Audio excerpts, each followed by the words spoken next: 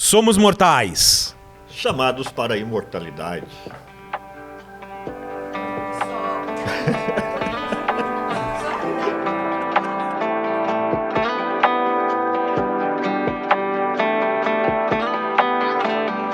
Olá pessoal, seja bem-vindo a mais um podcast Homem Mortal. Como nós prometemos, com entrevistas maravilhosas e hoje, em especial, um tema que você vai gostar muito. Mas primeiramente, vocês lembram, né? Os 3 C da internet. Compartilhe, curta, comenta, interaja conosco, faça perguntas e daremos as respostas a vocês. Interaja aí e compartilhe, curta, comente, faça com que essa mídia seja estendida a muito mais pessoas. Estamos aqui hoje, Rodrigo, com um tema especial, hein? Seja bem-vindo, Rodrigo. Obrigado, professor Paulo. Tema especialíssimo. Eu, particularmente, não tenho um conhecimento mesmo do assunto e é por isso que é legal. A ideia é a gente trazer realmente pessoas que vão esclarecer temas extremamente atuais para nós. Legal. O senhor já tinha ouvido falar de TDAH? Já tinha ouvido falar de TDAH, nunca aprofundei o conhecimento e para essa nossa entrevista fui dar uma lida sobre o assunto, né? E é uma coisa bastante ampla, né? Eu vejo que mesmo eu não tenho o conhecimento exato de tudo e a importância do assunto. Porque hoje boa parcela do nosso povo, né, tem essa situação e a gente nem entende a questão do diagnóstico. Eu mesmo não entendia. E hoje a nossa convidada vindo aqui, eu tenho bastante perguntas mesmo sobre esse assunto, que é uma coisa que não aparece, mas está no nosso dia a dia. E como nós já falamos nos nossos podcasts, nós vamos fazer perguntas.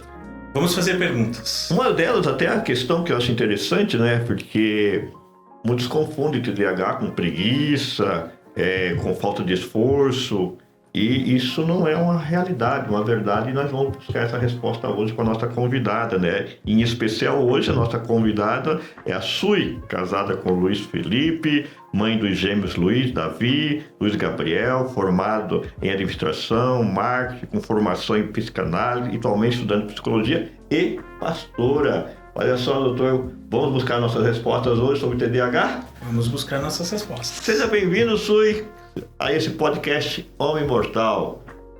Olá, é um prazer estar aqui, estar participando. Quero agradecer ao pastor Paulo, ao doutor Rodrigo, a toda a equipe. Agradecer por essa oportunidade de falar de um tema que marcou a minha vida e ainda... Posso dizer que ainda tenho marcas disso, né? Porque sou uma mulher mortal, somos mortais.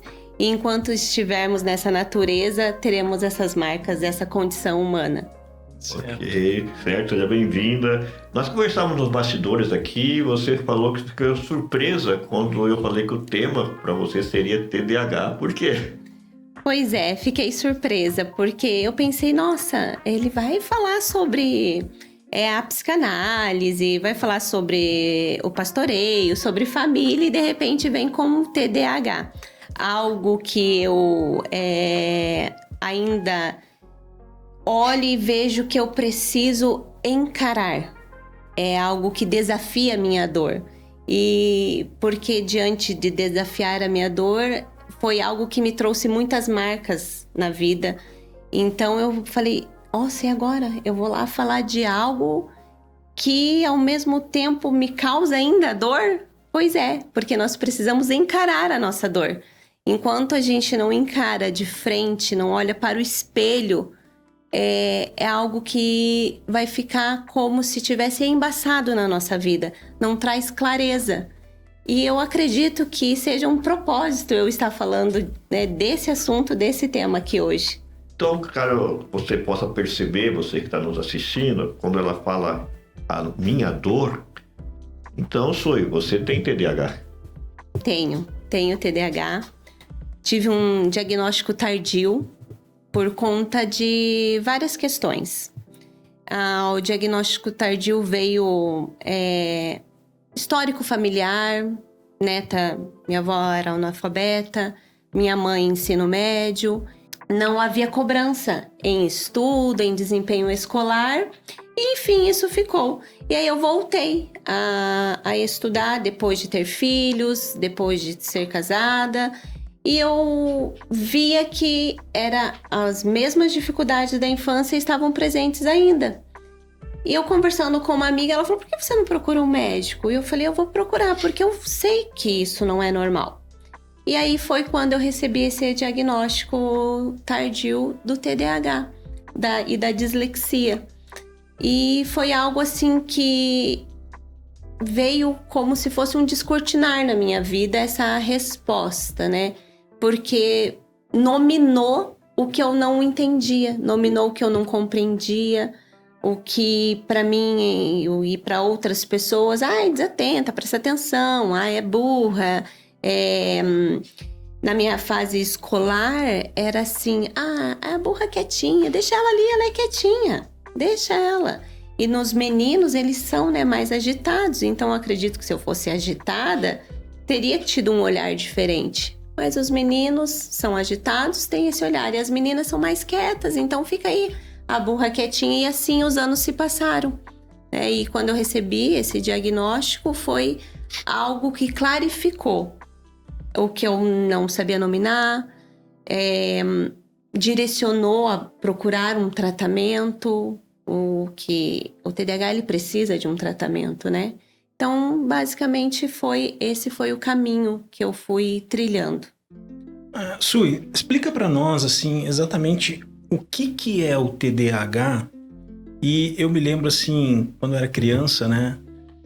Se a gente era um pouco mais agitado, ou você não estudava, não conseguia ter uma concentração, a mãe já vinha, senta aí, guri, você vai estudar, tem que ser assim, isso daí é preguiça e tal. E você estava falando que existia essa confusão também no teu período. Mas você disse assim, olha, eu era quietinha. E talvez nas meninas venha esse resultado de ser mais tranquila, e nos meninos eles ficam mais agitados, porque na minha cabeça, por desconhecimento, eu não conhecia do assunto, a gente ouve falar, mas não conhece do assunto. Na minha cabeça era uma coisa de uma pessoa super agitada, sem foco nenhum, não que ela fosse quietinha e tal. Então, assim, dá para você abordar um pouco mais, assim, qual que eram os resultados, o que você via na tua vida, o que é o TDAH e essa diferença entre ele ser quietinho ou agitado? O agitado, sim. O TDAH hoje ele existe o desatento, que é predominante desatenção, e existe o combinado, que é a desatenção com a hiperatividade e a impulsividade, que daí vem dessa criança que não para, que não fica quieta, que sobe, que desce. E como que o adulto hoje expressa essa impulsividade e essa hiperatividade? Ele expressa com um pensamento acelerado, sabe? A mente fica ali o tempo todo pensando, não se concentra. E o transtorno do TDAH, ele é um transtorno do neurodesenvolvimento. É um exemplo assim, acho que vai clarificar para as pessoas entenderem. É como uma moto CBR 1000RR com o freio de uma bis.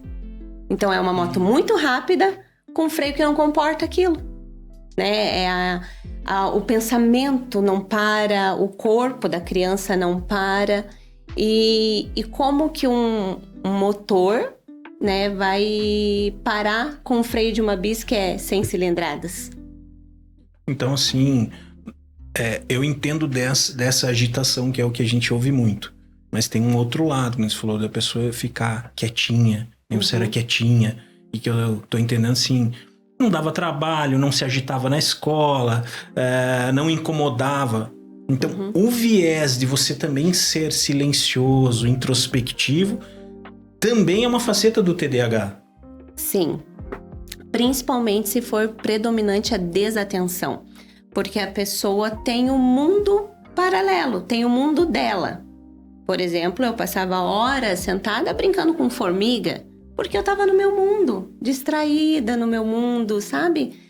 E só vivendo naquele mundo. Então, os quietinhos geralmente vão vão ser predominantes os desatentos. Sui, mas como é que é feito o diagnóstico? O diagnóstico hoje ele é feito em consultório, ou com um neurologista, com um psiquiatra, ou acompanhamento com um psicólogo. O TDAH ele não aparece em exame clínico, né? Um exame de sangue, exame de imagem, tendo em vista que se faz, né, o eletroencefalograma e o sonovigia para ver se teve algum derrame, algo assim que esteja prejudicando, né? Que foi esse o caminho que eu trilhei. A minha neurologista pediu todos esses exames. E aí você faz testes em consultório. Ela traz perguntas e você vai ali fazendo essa avaliação. E aí, a partir disso, você é diagnosticada com TDAH. Mas algo importante, os sintomas têm que aparecer antes dos 12 anos. Não existe um adulto virar TDAH. Ele tem que apresentar sintomas antes dos seus 12 anos. Antigamente era antes dos 7. Após uma correção, agora é antes dos 12. Ele tem que apresentar algum tipo de sintoma. Eu lembro bem, assim, que você compartilhou conosco que na sua adolescência ou ainda na infância, você teve uma situação de uma redação. Sim, uma situação que me marcou muito, que por conta dessa desatenção em viver nesse mundo paralelo, há um mundo onde você fantasia várias coisas, né? E foi me solicitado no terceiro ano, terceira série, para fazer redação. E eu fiz uma redação e eu achei que a redação tinha ficado maravilhosa. E aí a professora vem e fala assim, leia o que você escreveu. Eu falei, eu não sei, eu não consigo. E ela falou assim, se você não consegue, eu também não consigo. E ela me deu um 0 naquilo. Mas por quê? Eu não conseguia ler por conta da dislexia, que as letras, né, mudam, inverte. E por conta do TDAH, porque eu não lia, né? Eu fui começar a ler, vamos dizer assim, com os meus 13 anos de idade. Eu juntava bola, casa, sabe? Então, aí, a partir disso que eu fui começar a ler, mas a dificuldade na interpretação, porque para você poder interpretar um texto, você precisa estar prestando atenção naquele texto, né? E o TDAH, ele tem essa dificuldade de focar, de prestar atenção. O que é prestar atenção, se a gente for pensar, né? Não é suportar a atenção? Né? Você está ali suportando a atenção. E o TDAH ele tem essa dificuldade de suportar a atenção. Por quê? Devido à deficiência da dopamina. A gente não suporta a atenção. E como não suporta a atenção, não consegue ter a atenção. E o TDAH é genético? Sim. Uhum. Você compartilha conosco, né, sobre isso até. Uhum. Hoje, a esquizofrenia, para a gente ter uma ideia, é em torno de 60% genético e TDAH em torno de 80% genético. Então, e algo de cada 5 pessoas com TDAH, uma só recebe um diagnóstico, um tratamento de eficiência. Tratamento que seja correto. Então, para a gente olhar para isso e ver como tem pessoas ainda, se veja, de cada 5, uma só vai receber um tratamento. Fico pensando aqui, né, Paulo? Então, certamente nós temos o quê? Pais com TDAH, educando filhos com TDAH, e esses pais nem sabem que tem isso, passaram por todo esse problema, digamos assim, e não tiveram um diagnóstico. De repente, os próprios pais deles não entenderam. E hoje eles devem repassar para os filhos a mesma cobrança, né? Ó, o guri tá com preguiça, a menina não quer estudar, o menino não tem foco. Ou seja, pais com TDAH que não conhecem o seu diagnóstico, acham que aquilo é normal e hoje eles devem fazer a mesma cobrança com seus filhos. Tipo, para de ser preguiçoso, eu já passei por isso, eu sei muito bem como é que é. Não é algo assim que acontece? Outra coisa também interessante do assunto, eu queria que, às vezes, como é um tema que a gente sempre fala, que a gente vai trazer temas para vocês aqui que vai mexer com vocês. E às vezes a pessoa pode dizer, então eu tenho, então meu filho tem. Vou pegar 2 pontos que você colocou. SPA, e SPA eu tenho, síndrome de pensamento acelerado, e aquela pessoa que é retraída, quietinha. Essa pessoa quietinha, ela não tem o SPA, né? O pensamento dela não fica. Igual você falou, a tua dinâmica era brincar com as formigas, o teu mundo ali era as formigas. Então, o teu foco estava ali. Né? Outra coisa, tirava o teu foco? Não.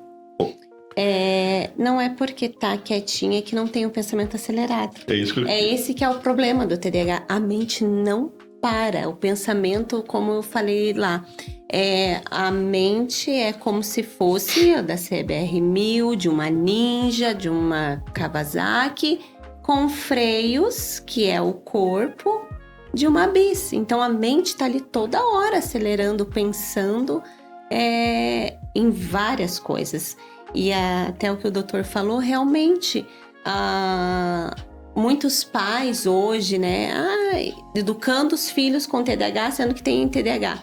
E, no meu tempo não tinha isso. Realmente, no tempo não tinha, porque a classificação do DSM-5 veio em 2013. Então, claro, existia outras classificações, mas agora que veio, então, essa resposta, né, vamos dizer assim, de acordo com essas classificações.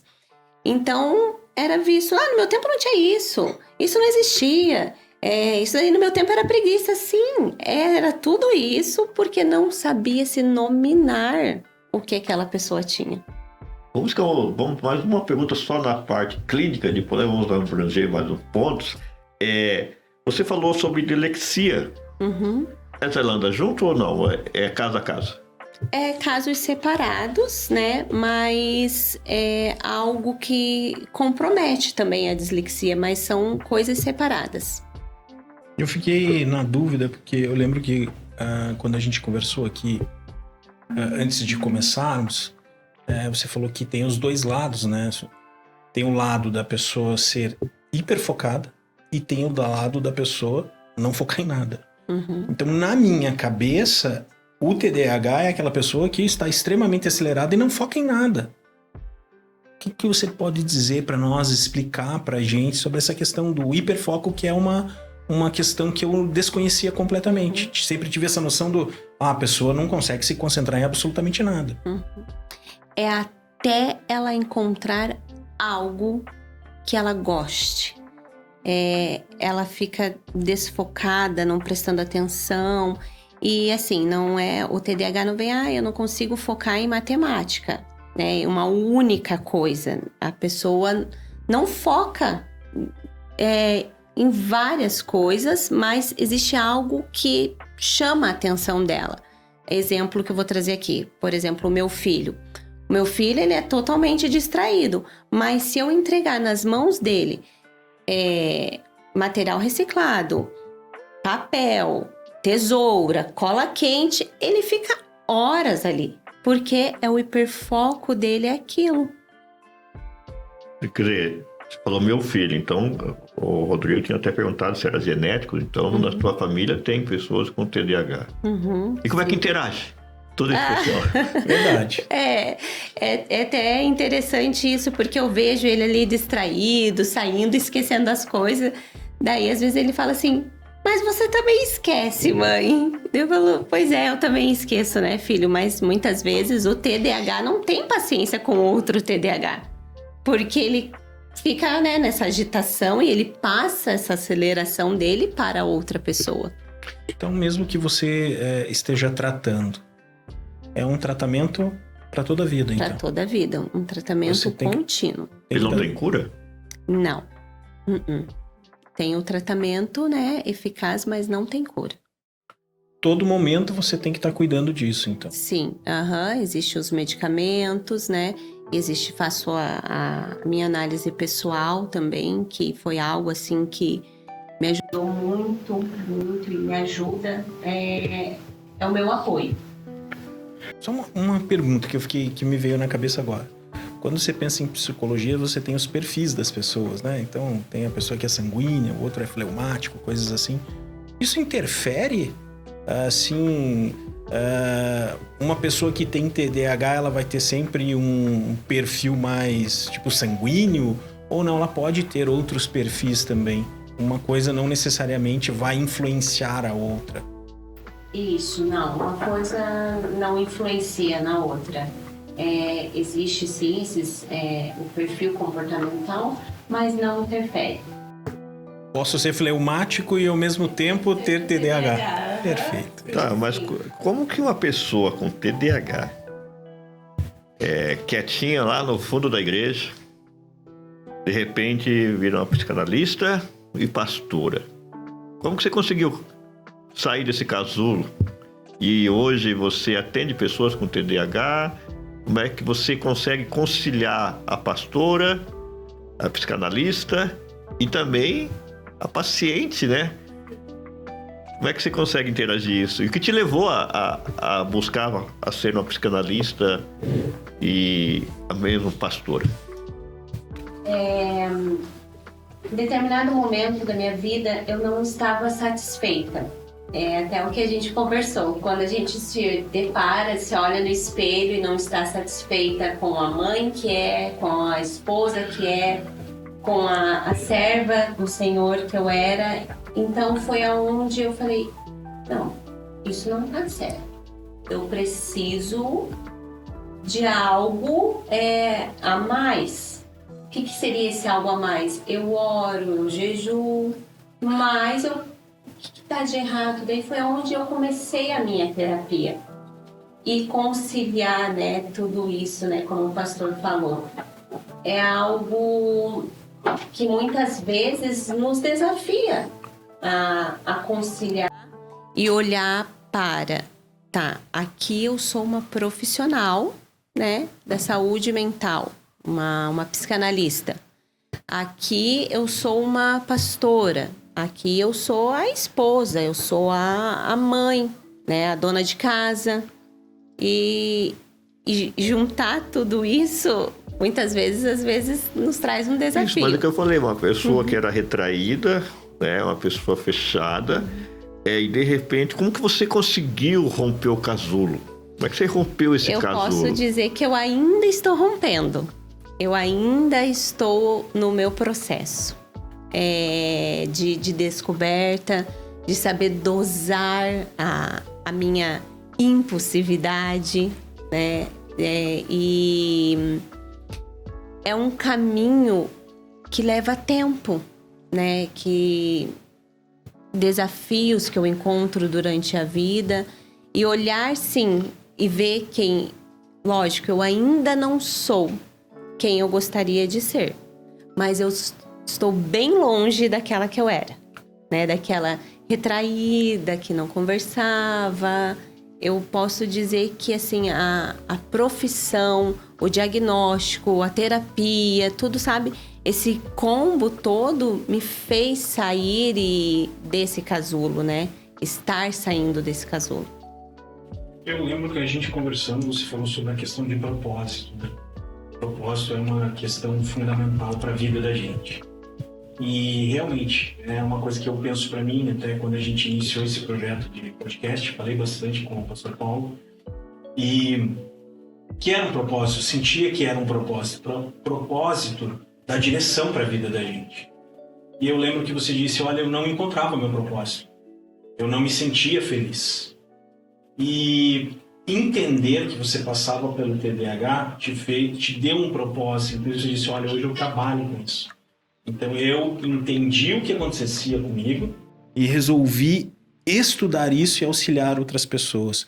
Eu queria entender, assim, a importância de você diagnosticar o TDAH, e muitas vezes você tem isso e não encontra propósito para você, a questão da tua infelicidade. E eu sei que você tem um projeto que trabalha com isso com as pessoas. Pode falar um pouco disso pra gente, do propósito, da felicidade, de entender o TDAH nesse processo de propósito? Até só abrindo um parênteses, porque, como nós falamos ali, você surpreendeu quando eu te falei a respeito do TDAH, é que como hoje, quando a gente olha para você fazendo o que você está fazendo através do teu trabalho como pastor, como psicanalista, hoje não se consegue ver mais na Sui aquela mulher com TDAH, ainda que você disse, eu tenho, né? Ajudando essa pergunta do outro. Hoje, o meu propósito, né? Eu caminho com as mulheres, eu tenho um trabalho que se chama O Despertar das Leoas. E lá eu posso dizer que também é um pouco da minha fonte de dopamina, porque tendo em vista que o TDAH tem essa falta de dopamina, lá trocamos experiências, lá fazemos estudos de caso, uma supervisão em grupo. E ali junto com aquelas mulheres que chegam sem um propósito, sem saber qual é o lugar, ali juntas nós vamos construindo o nosso lugar, né? E o propósito, eu acredito que caminha um pouco nesse sentido também, de construir o nosso lugar, de construir a nossa história, né? E ali elas trazem as dores, muitas vezes delas, dificuldade nos atendimentos, e juntas vamos ali, uma apoiando a outra, entendendo que existe sim dificuldades, mas que quando você une o seu propósito, quando você une o que você gosta, a dificuldade fica em segundo plano. Essa questão de tratar o TDAH no trabalho que você desenvolve lá. As pessoas, então, muitas vezes elas não encontram um propósito, então não tem felicidade, eu acredito, né? Trabalhando um TDAH, elas vão encontrar esse caminho. Então, pelo que eu entendi daquilo que a gente conversou, é assim, olha, às vezes eu não tenho propósito porque eu nem sei que tenho TDAH e tudo perde o sentido pra mim. Eu vou me sentindo cada vez mais pra baixo, cada vez eu não tenho jeito mesmo, eu não vou conseguir, eu só atrapalho. E a pessoa nem consegue entender aquilo que dá propósito pra ela. Então as pessoas chegam pra você no fundo do poço, eu acredito, em algum determinado momento, pessoal, eu tô cansado, eu tô esgotado, eu não entendo por que eu sou assim. E tratar essa questão faz com que a pessoa encontre um propósito. Faz com que ela se encontre. Como você disse, olha, eu não tinha... Eu achava que eu não servia pra nada. Aí você estudou isso e ali você foi encontrar um caminho. Então assim, ó, eu passei a me organizar. Não sei se seria essa a palavra correta, mas passei a me organizar, eu passei a me entender. Isso abriu espaço para que eu pudesse me organizar em procurar um propósito ou encontrar meu propósito. Não sei se foi o teu tratamento com as pessoas no dia a dia, essa questão de... Desculpe ser repetitivo, mas chego lá, não conheço o diagnóstico. Tô extremamente infeliz. E quando eu tô falando de infelicidade, eu tô falando das pessoas que, assim, tipo, no dia a dia delas, elas pensam... Cara, não tem nada pra mim. Acabou pra mim. Acabou pra mim, né? Essa ideia de, tipo, olha... Cara, nada do que eu faço dá certo, eu não consigo me concentrar. Ou eu tô extremamente pra baixo, não consigo... E eu não sei o que é isso. Eu não consigo entender. Porque ainda tô nessa terra. Isso, porque muitas vezes nós internalizamos vozes, né? O que seria isso? Internalizar, você não vai dar certo, você não serviu pra nada, você não consegue, isso não é pra você. Nós internalizamos isso. E muitas vezes a psicanálise vai fazer esse trabalho de ouvir essa voz que está internalizada dentro. De quem é essa voz que está falando que você não consegue, que você é incapaz, que você não vai superar essa dificuldade? Então, hoje chega muitas pessoas, sim, com esse discurso, com essa narrativa de dizer... eu não me encontro na vida, tudo que eu faço não dá certo, eu já tentei várias coisas, porque a pessoa está... com essas vozes internalizadas de uma incapacidade e de uma insegurança que habita, né, em nós. Isso habita em nós. E nós precisamos de alguém, de um apoio que nos transmita essa segurança para que olhe e veja, não, eu consigo. Se eu tiver um apoio, eu vou conseguir, independente de um diagnóstico. Se você tem um apoio, um amparo, hoje eu falo, a minha família é meu esteio. Então, se eu não tenho esse esteio, eu não consigo. Se eu não tenho apoio da minha análise pessoal, eu também não consigo. Então, é uma rede que envolve, sabe, muitas coisas. Nunca se trabalha sozinho. Eu acho isso tão interessante de nunca é sozinho. Eu sempre trabalho isso lá no Despertar das Leoas. Nunca vai ser sozinho, nunca vai ser você por você mesma. Sempre precisa desse apoio, dessa união, igual aqui, né? Os dois juntos, a equipe junto, para fazer algo acontecer, né? Para dar direção. Para dar direção. Um vem com uma ideia, outro vem com outra e vai dando direção, vai dando o norte. Muitas vezes o TDAH ele fica sem essa direção, sabe? Sem essa orientação na vida. E precisa, na psicanálise a gente chama de um ego auxiliar, né? De uma cabeça que pense junto com a cabeça dela, né? Não que essa pessoa vai dizer faça isso ou faça aquilo, mas te convida, vamos pensar juntos?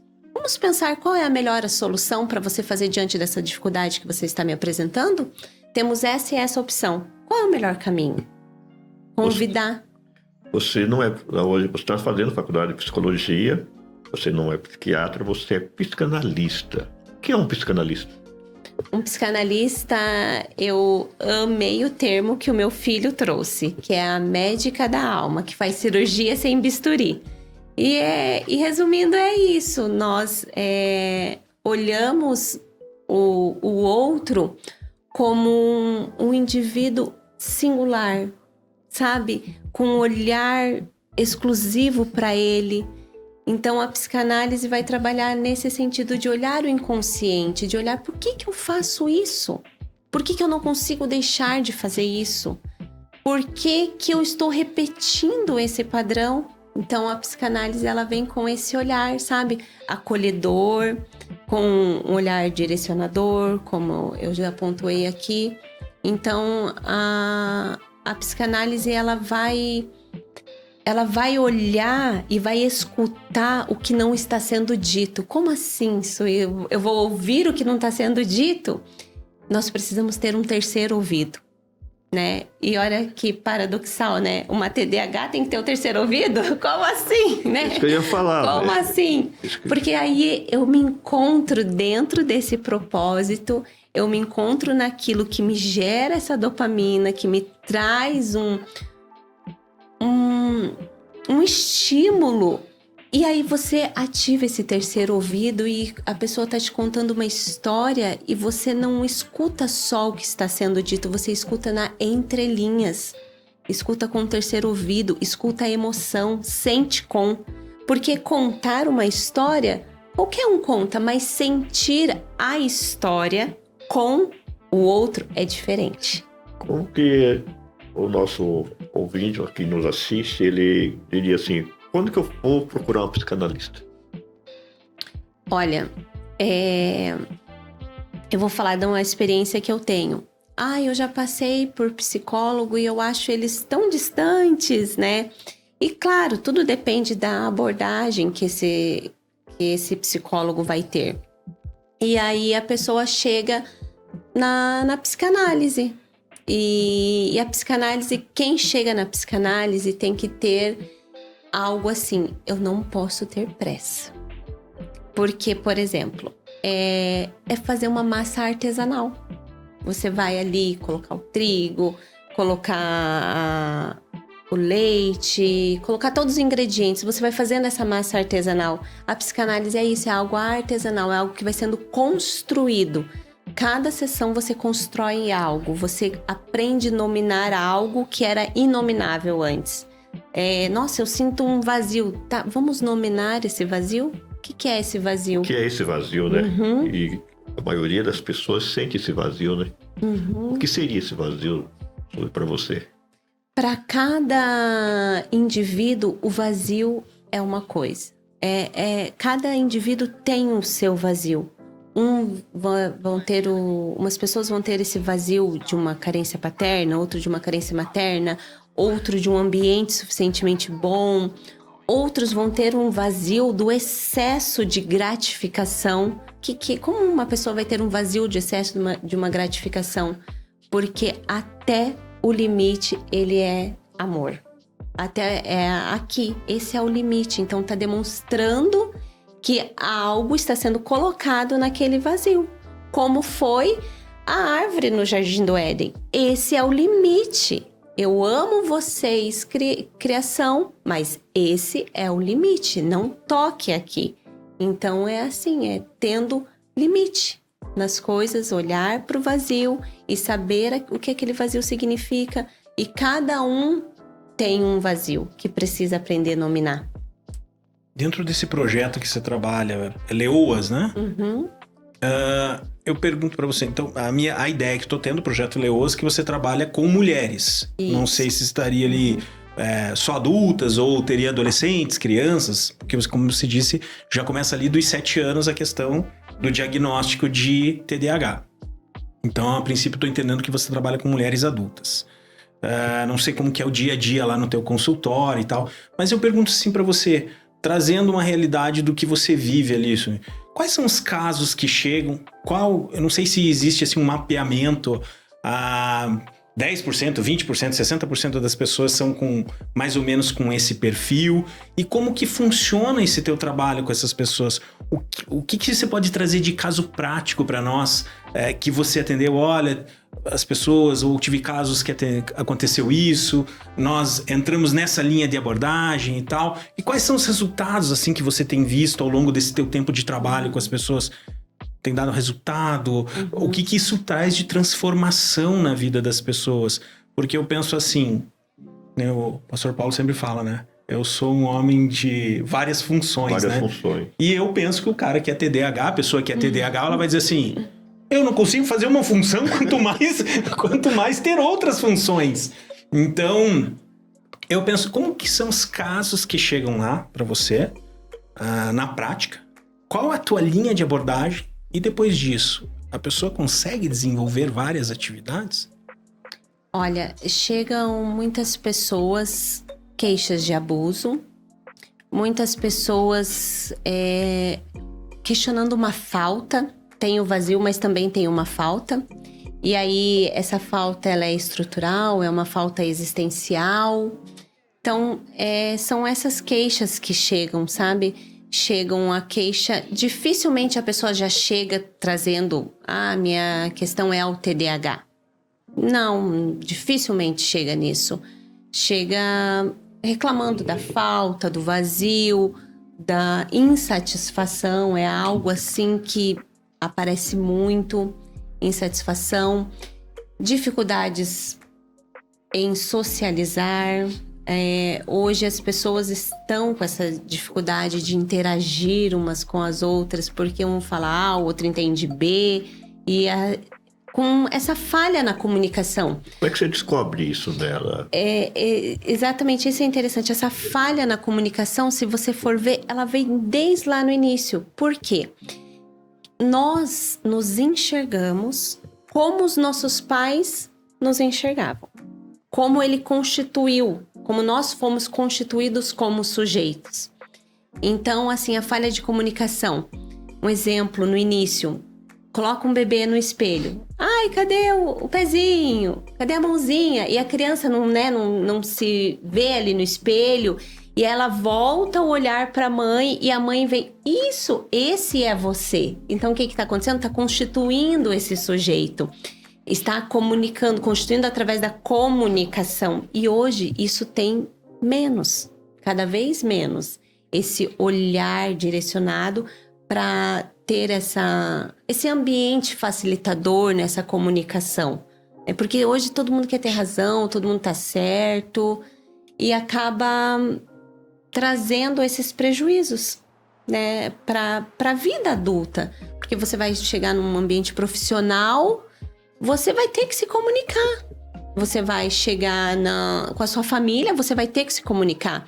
E o TDAH, ele tem daquilo, né? Você fala, a pessoa parece que não tá te ouvindo, né? E aí gera um problema. Um conflito. Não tá prestando atenção no que eu tô falando. Não é que a pessoa não está prestando atenção no que está falando. É porque tem tantas coisas em mente que às vezes é difícil focar ali naquela fala. E... qual era a outra pergunta, doutor, que o senhor fez? A gente estava perguntando assim, os casos que chegam práticos para você, né? Uhum. Como que é a tua linha de abordagem normalmente, né? O que você trata com a pessoa, né? E se isso tem... quais são os resultados que isso tem trazido, né? Então eu chego lá com um determinado problema.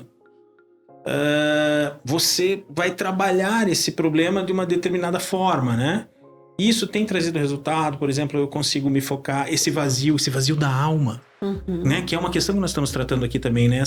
Vamos entrar nesse detalhe da relação entre fé e o TDAH, o que interfere. Então, assim, quais são os resultados, né? Chegou uma pessoa com um determinado diagnóstico, né? Não digo diagnóstico de TDAH, eu digo do resultado que aquilo traz para a vida dele. A consequência de tudo aquilo. Isso, você tem... daí você está trabalhando isso. Qual a linha de abordagem? E isso reverte? Como é que tem sido assim, o resultado prático das pessoas? Lembrando que você, na sexta-feira, você tem ali 600 mulheres que... Temos o grupo do Despertar das Leoas, sim. Com 600 mulheres, né? Sim, e é onde a gente se reúne toda sexta-feira, às 15 horas, e ali a gente fica. Às vezes vai mais de 4 horas ali tendo... Você deixa elas falarem. É ali que você faz aquela escuta. Isso, ali a gente trabalha a supervisão e depois no final tem a palavra, né? E para aplicar na nossa vida, pegando ali o que o doutor falou. A psicanálise, ela vai olhar o diagnóstico, claro, né? Mas ela vai olhar o sujeito não pelo ângulo do diagnóstico, mas o que causou. Esse sintoma está querendo me dizer o quê? Vamos escutar o sintoma. A psicanálise, ela vai escutar o sintoma. A pessoa chega, eu tenho muita dor de cabeça, tal, tá. Qual horário é a dor de cabeça? Em quais momentos é a dor de cabeça? Eu sinto taquicardia quando eu tenho que fazer um determinado trabalho, tá? O que aquelas pessoas do trabalho representam? Quais são essas figuras de autoridades inconscientes que elas estão representando para você? Então, é um trabalho minucioso que nós vamos olhando o sintoma da pessoa e vamos mapeando uma direção ali para a vida dela, né? E ali a abordagem. Hoje nós temos várias escolas, né? A minha abordagem dentro da psicanálise eu gosto muito de Ferencz, de Winnicott, Melanie Klein e sim a base que é Freud, né? Então essa é onde eu passeio na minha clínica, né? Uma abordagem, uma escuta mais ativa, um olhar mais acolhedor. A resposta vai estar na própria pessoa? Sim, a resposta, e muitas vezes a pessoa chega assim, o que eu faço diante disso? O que você acha melhor eu fazer? Porque você não direciona, né? Você não dá a resposta, você faz com que ela descubra a resposta. Sim. Descobrir o caso, descobrir a situação, descobrir o histórico lá da geração, do passado, mas como sair dessa situação? Pelo que você compartilhou do teu testemunho, você encontrou a resposta como sair. Então essa pessoa ela vai encontrar dentro dela essa resposta, mas ela precisa desse apoio. Sim. Você não medica, você não dá medicação. Não, quem pode medicar? O único exclusivo que pode medicar é o médico psiquiatra. Então ele faz ali 5 anos de formação na medicina, depois mais 2 a 3 anos na residência da psiquiatria, e aí ele é o único profissional que medica. Então nós falamos aqui, Rodrigo, com alguém que tem TDAH, que não tem cura, né? Foi como você disse. Alguém hoje que saiu do casulo, ele está saindo, rompendo esse casulo, mas já está numa bem extensão, né? Já está voando, né? Como eu brinco sempre assim, com a turma, vamos voar alto. Já está voando alto, pelo que a gente acompanha nas tuas redes, nas tuas mídias, lá no altar, você pregando, né? E se tornou uma psicanalista. Você escolheu a psicanálise por questões de TDAH ou foi um acaso? Foi chegar diante do espelho, não encontrar propósito, e aí querer respostas, mas mal sabia eu que a resposta estava dentro, né? Olhar para dentro, fazer esse olhar de introspecção. E as pessoas às vezes têm isso de que alguém é resposta, alguém vai ter uma porção mágica, mas não tem. Não existe, então... Não. Acho que, pelo que você está falando, a pessoa tem que procurar. Mas, para as pessoas procurarem, elas têm que entender, né? Elas têm que ter uma conscientização. Há que existir um trabalho de conscientização sobre esse assunto, sobre esse tema, que a gente vive num mundo que todo mundo sabe tudo, mas ninguém sabe nada, né? É um processo de muita informação e pouca formação. Então, como eu disse ali no início da nossa conversa, a gente entende um pouco do que a gente pesca aqui e ali, do que ouve sobre o TDAH, mas de fato a gente não entende o que é o TDAH. Como funciona esse processo de conscientização principalmente entre as famílias? É olhar e ver que o indivíduo está tendo prejuízo.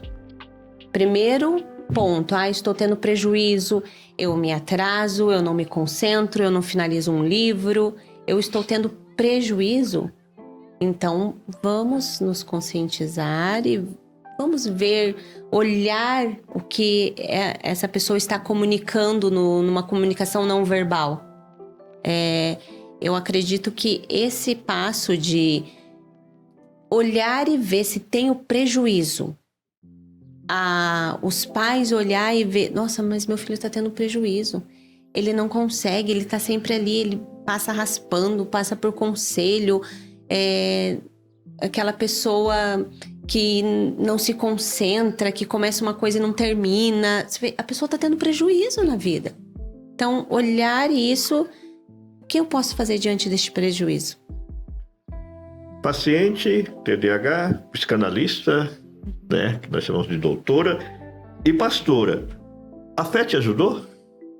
A fé é a minha base, é meu tudo, é minha âncora, porque somente com a fé eu pude olhar e ver que o Senhor não queria performance.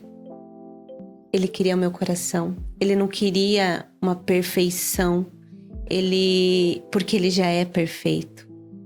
Então a fé me ajudou nos momentos onde a incapacidade, né, a voz interna dizia, não, você não é capaz, você não vai conseguir.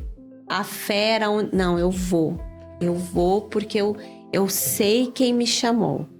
E se ele me formou desse modo, dentro do ventre da minha mãe, é porque há um propósito até nisso. Salmo 139. Exatamente. Me teceu os meus ossos. Então, há um propósito até nisso. E eu pude ver, se ele me fez assim, então eis-me aqui, envia-me a mim. Pergunto para você. Quando que, nesse diagnóstico do médico, porque o TDAH ele é diagnosticado por um médico. E aí nós temos uma linha de trabalho, psicólogo, psicanálise, a medicação. Quando a medicação é indicada? É o mesmo ponto. Teve prejuízo? Medicação. Porque é a ausência dessa dopamina, dessa noradrenalina. E quando você faz a medicação, você traz um foco. Existe a medicação que é liberada a longo prazo. Existe a medicação que é liberada, tomou a medicação e em 1 hora ela começa a fazer efeito. É como no TDAH, é como se acendesse uma luz. Você está no escuro, acendeu. A medicação, ela faz esse efeito. Pegando esse gancho aí, Sui, você é uma pastora, né? Eu sou pastor, e você também é formado em psicanalista, você tem seus pacientes, né? Você encaminha, quando você percebe que ele precisa de medicação, você encaminha ao psiquiatra. Como que você consegue? Eu te perguntei até antes de nós conversarmos aqui, né? Como é que você concilia a pastora com a psicanalista? Você tem que separar isso, porque em muitos campos até, doutor, vamos polemizar um pouco? Vamos lá, doutor? Vamos lá. Muitas vezes no trabalho ministerial, eu creio em cura divina, eu prego cura divina, eu creio que Jesus cura. Nós vamos estar uns dias falando sobre isso aqui, né? Aí eu vou lá, ou você, a pastora, eu só estou dando esse exemplo, tá? Você não precisa mais desse medicamento, Jesus te curou. Como é que você consegue conciliar isso? Como é que você separa isso se você entra no contexto quando eu me tornei secretário de ação social, que eu sentei na cadeira, Deus disse assim, aqui você não é o pastor, aqui você é o secretário de ação social, aqui você não trabalha a emoção, aqui você trabalha a razão. Como é que você consegue? Para que não cause essa consequência, que a gente sabe que muitas vezes manda tirar uma medicação, causa uma consequência, porque ele é dependente daquela medicação. Sim. Vamos separar isso. Ali no pastoreio. Enquanto o pastor está ali pastoreando e ele está tendo interesse pelaquela alma, pelaquela vida, ele cuida, ele orienta, mas a partir do momento que o pastor viu que não dá mais, é hora de encaminhar. E entender que um medicamento, uma busca de uma ajuda profissional nunca vai anular a fé. Se a fé está firmada, não vai anular.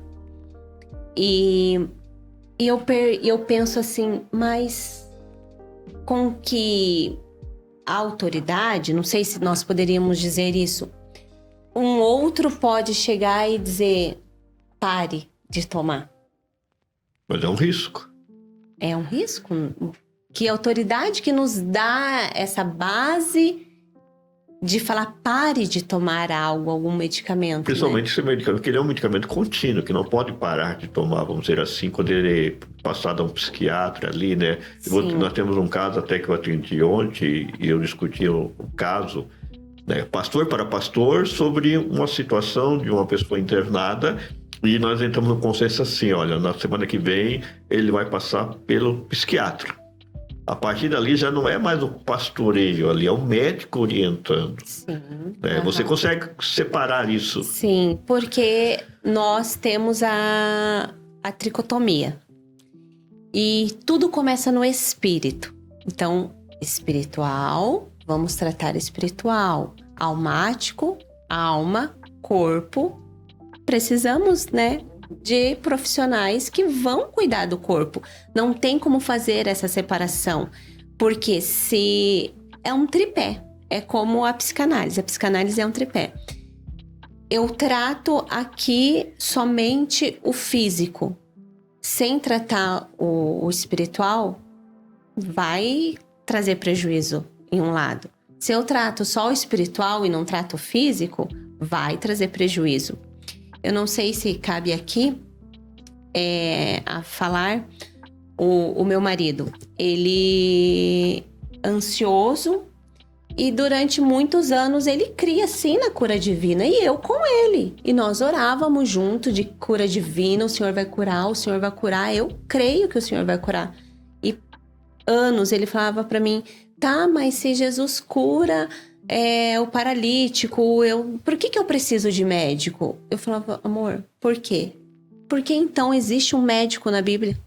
Porque existe Lucas, sim, que é onde ele narra toda a crucificação de uma forma minuciosa que somente um médico legista poderia narrar do modo que ele narra. Então, nós precisamos desse olhar clínico para a nossa vida. E quando a gente olha o olhar clínico, se você tem uma fé que sustenta, é a fé que vai sustentar esse olhar clínico. Não é a clínica que vai tomar um lugar, sabe? A coisa não caminha separada, fé e tratamento, não né? existe. Elas não se opõem. Não tem como caminhar separado, como Deus Pai, Deus Filhos e Deus Espírito. Não caminha separado. Rui Barbosa diz que a Bíblia, por exemplo, a palavra, se você colocar ela embaixo, ela vai ser a base. Se você coloca do lado, ela vai ser a direção. Se você coloca em cima, ela vai ser a coroa. Nossa. Então, não se caminha sem isso. Te ajudou essa formação em psicanalista? Te ajudou na questão pastoreio? Nossa, assim, a minha fé, o meu relacionamento com Deus, por quê?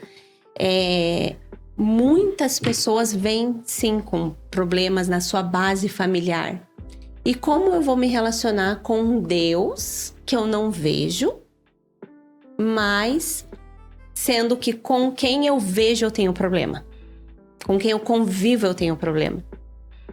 Como eu vou me relacionar acreditando que o Senhor está no controle de todas as coisas, sendo que a insegurança dos meus pais permeavam a vida constantemente? Como eu vou me relacionar com o Espírito Santo, Consolador, sendo que eu nunca tive um consolo de um pai ou uma mãe? Então, a psicanálise ajudou até nisso na minha vida. Jesus diz assim, como pode dizer que ama a Deus que não vê e não ama o teu irmão que vê todos os dias? Exatamente. O TDAH. Agora uma questão que eu fiquei pensando, né? O TDAH, ele tem um CID. Uhum. ou seja, ele é diagnosticado pela ciência, pela medicina. Ele tem envolvimento, então, com essas questões de saúde mental? Ele está dentro dessa questão de saúde mental? Uhum. Ele não é uma doença mental, mas ele é uma condição mental, sim. É um problema, não se chamaria de problemas. É algo no desenvolvimento desse cérebro. Geralmente é aqui na parte frontal, né? No lóbulo frontal que a pessoa tem. E ele, sim, ele está dentro dessa condição da saúde mental. Dessa classificação de saúde mental. Uhum. Eu fico pensando, né? Mas ele não é assim. Nós temos questões de saúde mental que são extremamente graves. Ele não estaria, né? Assim, eu não sei exatamente como classificar, mas ele não estaria numa questão grave.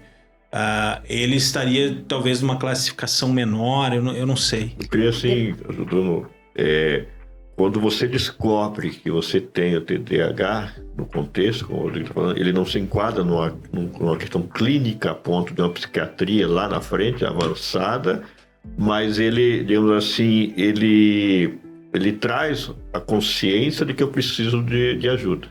Sim, E de tratamento, tratamento. Você falou, temos ali 3 abordagens para esse Como tratamento. você falou a respeito do esposo, olha, Jesus cura, mas esse caso precisa de tratamento, né, para ajudar mais ainda. O TDAH é uma questão que está dentro dessa classificação da saúde mental, né? Não sei se é assim que fala, transtornos da saúde mental, isso. Mas existem abordagens, né? Como você explicou, tem a psiquiatria, vai fazer seu papel, a psicologia vai fazer seu papel, a psicanálise vai fazer seu papel e tal. Mas o fato é que ele está classificado dentro desse tema e ele precisa realmente ser tratado, sim, como as questões de saúde mental. Sim, sim. E ele traz prejuízos, sim, e riscos de vida. Como assim risco de vida? Tendo em vista que é uma falta de dopamina. Se a pessoa pega a moto e anda a 150, não vai liberar dopamina? Não está colocando em risco a vida? Só para nós pensarmos aqui, nossos jovens, né, tem essa confusão de identidade, de autoestima. Alguns deles, você diria, que na questão do TDAH, tem muitos jovens que se encontram muito nessas áreas? Sim, jovens, principalmente, que ficam trancados no quarto, de repente, que não se sente pertencente. O jovem tem essa necessidade de se sentir pertencente. E ele vai se encaixando aonde ele se sente pertencente.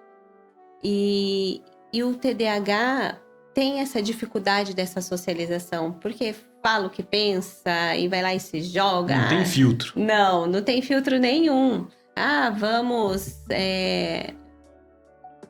acelerar nessa moto, como eu usei aqui, né? Vamos acelerar e hoje tem muito isso, né?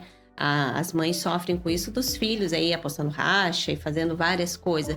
Por quê? Tá colocando a vida em risco, né? Provavelmente não tem um tratamento. O jovem, os pais às vezes têm preconceito em buscar tratamento, mas ajuda, diminui em 30% a chance desse jovem ir buscar em substâncias ilícitas, porque eles buscam numa forma de se automedicar. Então, se a pessoa está ali com um tratamento adequado, já diminui em 30% o risco dela ir buscar em outro lugar. Buscar em substâncias ilícitas, em companhias que colocam a vida em risco. Como conscientizar sobre a necessidade de ajuda? Como conscientizar? Isso é algo que precisa para os jovens, tem que ser algo palpável, né? Não adianta vir com historinha. Tem que mostrar de uma forma, e nem de uma forma de julgar. Porque se você traz ali, você não faz isso, você deixou de fazer tal coisa, E isso vai trazendo cada vez mais resistência. É apresentar, sabe assim, apresentar e deixar a pessoa ter a conscientização de que ela precisa. Enquanto isso vale para todo mundo, enquanto a pessoa não se conscientiza que ela precisa de ajuda, pode ser quem for falar que não vai adiantar. E pensando na questão de fé, existe alguma coisa dentro da Bíblia, dentro da fé, que possa nos trazer uma resposta para essa questão do TDAH? E você acha que existe algum personagem bíblico que poderia ter tido isso, ou que trabalha alguma mensagem com isso? Que mensagem? E qual personagem você acredita que traz algo para nós dentro desse sentido? Eu vejo muito em Paulo, quando ele diz que o bem que ele quer fazer ele não faz, mas o mal que ele não quer ele acaba fazendo. E quantas vezes? O TDAH lá, não, o bem é eu sentar e fazer esse trabalho. Vai lá e faz outra coisa. O bem é eu ser ponderado nas palavras, de repente, uma metralhadora. Então, eu acredito muito nessa visão, assim, de Paulo, e colocar isso para nossa vida. Toda vez que, o bem que eu quero fazer eu não faço, mas por que eu não faço? Por que eu não tô fazendo esse bem que eu preciso fazer? O que está me impedindo de fazer esse bem? Aproveitando esse teu gancho, para nós finalizarmos, olhando ali para aquela câmara, né, pegando essa palavra de Paulo, qual é a mensagem que você daria para o nosso público hoje? A mensagem que eu traria é que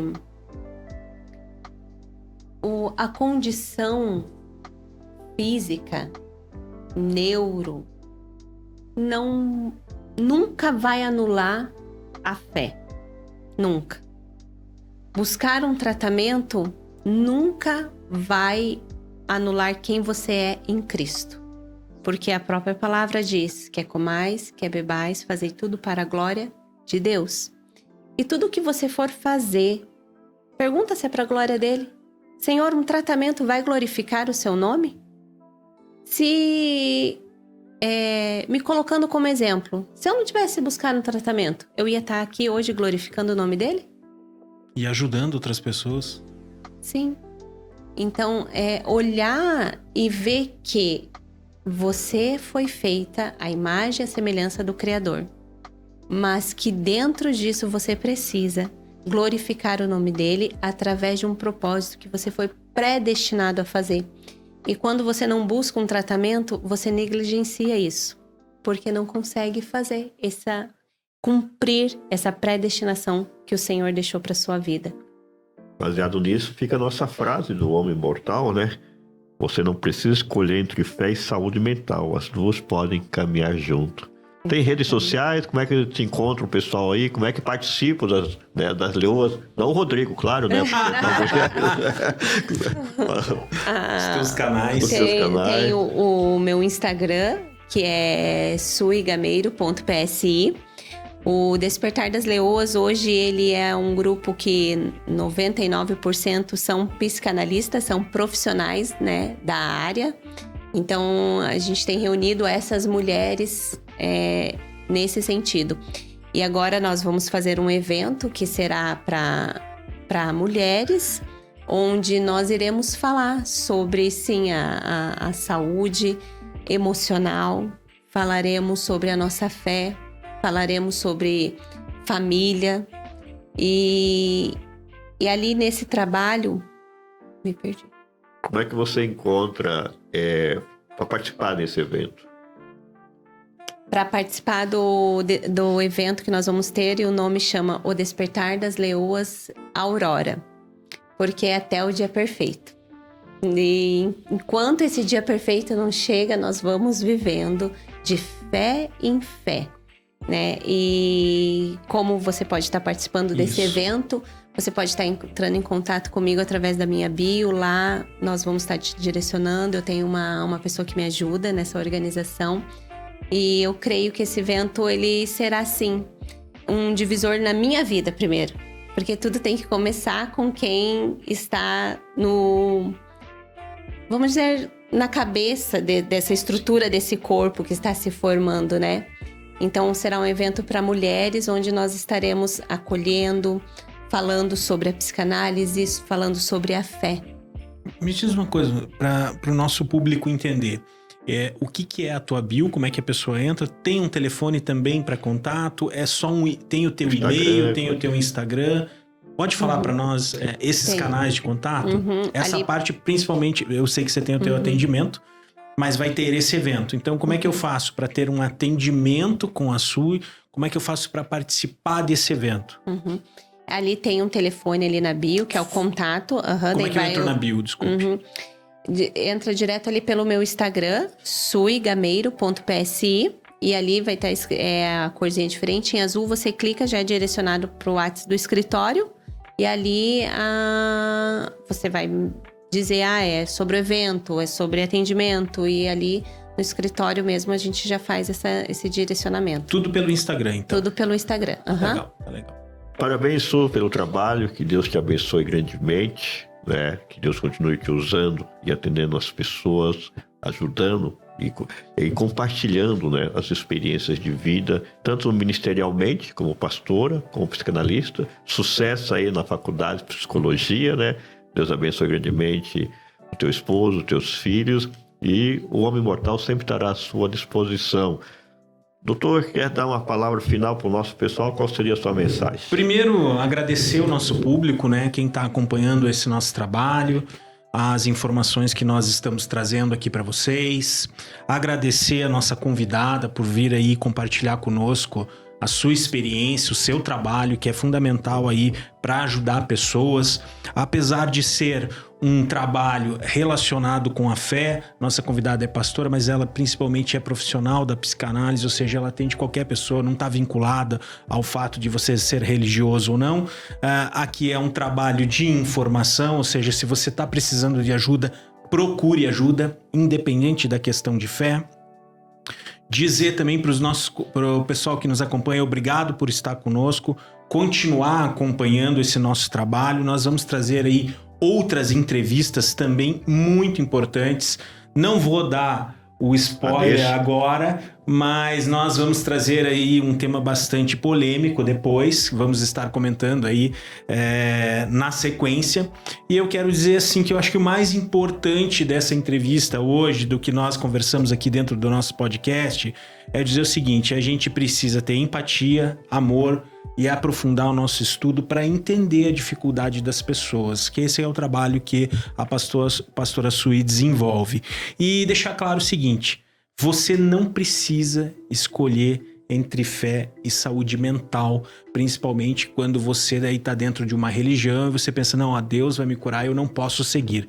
Como disse a pastora Sui e a profissional, você pode caminhar em conjunto tanto com a sua fé quanto com a parte de tratamento, porque Deus criou todos os tratamentos. Jesus é o nosso médico, e lembrando que ele também diz que é nosso advogado. Advogado é importante também. Jesus também é nosso advogado, ou seja, é uma profissão abençoada. Sim. Gente, é isso. Você não precisa escolher entre fé e tratamento. Ambas devem caminhar juntas. Pessoal, estamos finalizando. A gente agradece vocês estarem conosco até agora. Não esqueça, os 3C da internet.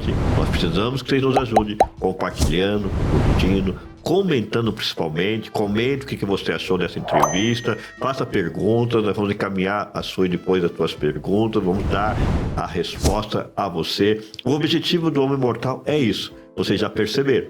Nós vamos trabalhar aqui sim o espírito, a alma e o corpo.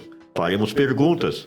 Como diz o Rodrigo, talvez não tenhamos todas as respostas, mas vamos provocar vocês a pensar, a analisar. Estude mais. O Rodrigo falou sobre a empatia, de saber. Muitas vezes pelo que você ouviu, que você entendeu aqui, né? Você percebeu algo, você sentiu algo. Peraí, será que eu tenho TDAH?